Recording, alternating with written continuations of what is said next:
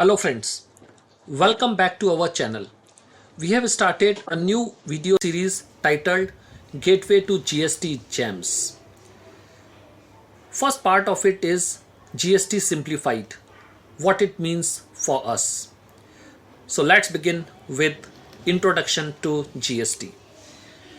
Today we are going to delve into one of the most significant tax reform in India's economic history, the goods and service tax or GST. On lighter side, some people call it as Gabbar Singh tax. It was implemented with effect from 1st July 2017.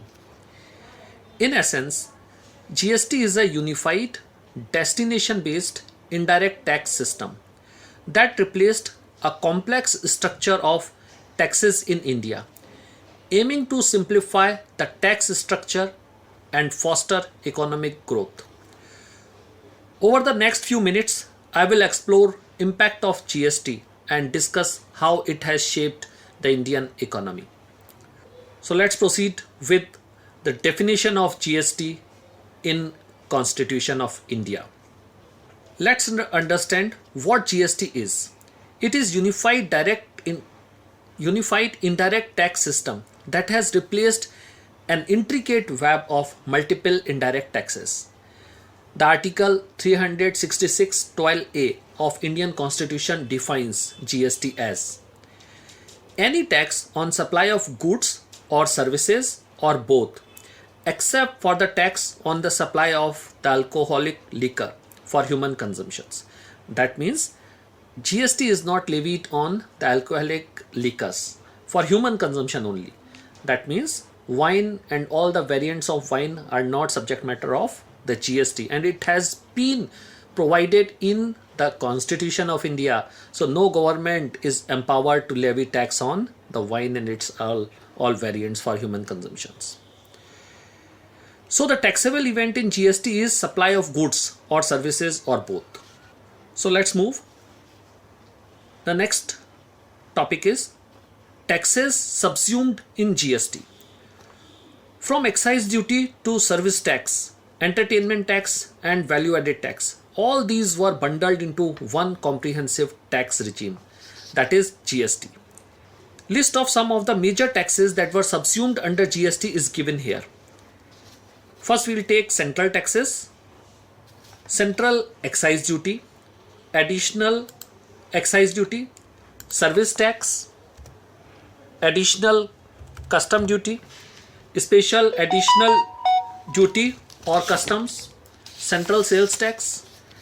Now move to state taxes which were subsumed in GST: VAT, entertainment tax, entry tax, luxury tax, taxes on lottery, betting and gambling, octroi and entry tax, purchase tax. These all were subsumed in the GST.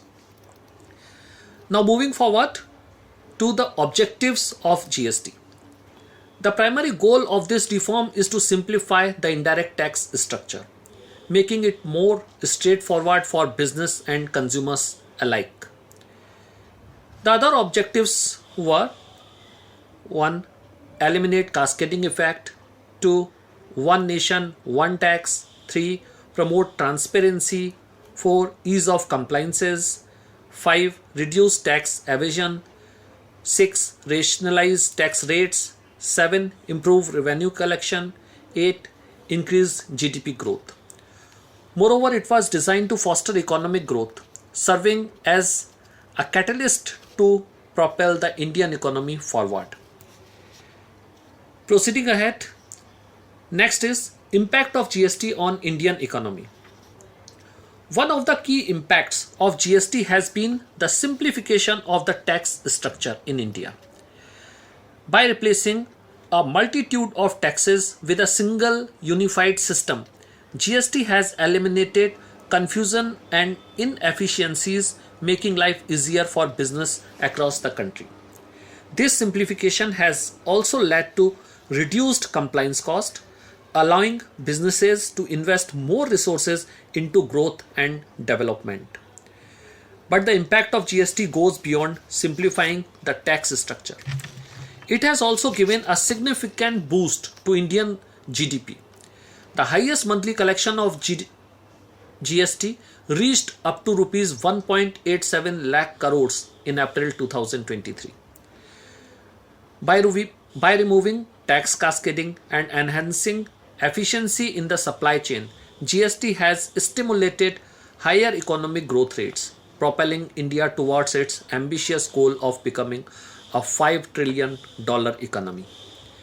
GST's digitization of tax process has also played a crucial role in increasing tax compliances.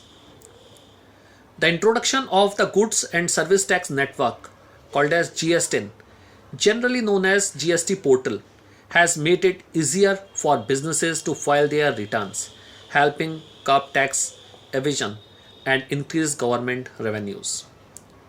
Now let's discuss impact of GST on consumers briefly.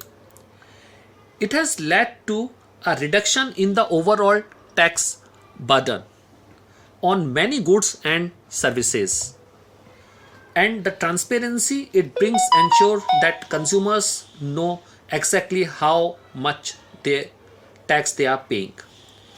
Friends, however, GST hasn't been without its challenges. Concerns have been raised about its complexity, frequent changes in tax rates, compliance burdens, and its impact on small businesses. While there are challenges to address, it remains a significant milestone in India's economic journey. So let's conclude this session. In conclusion, we can say GST has had a profound impact on the Indian economy. It has simplified our tax structure, boosting GDP growth and increasing tax compliances. Consumers have seen benefits through. It's important to remember the ongoing challenges. This significant tax reform is a key milestone in India's economic journey, shaping a more streamlined, transparent, and efficient system. Okay, friends, let us conclude today's session. If you found this video informative, don't forget to like, share, and subscribe to our channel for more such insights. See you again in the next video. Till then, thank you for watching. Jai Hind, Jai Bharat.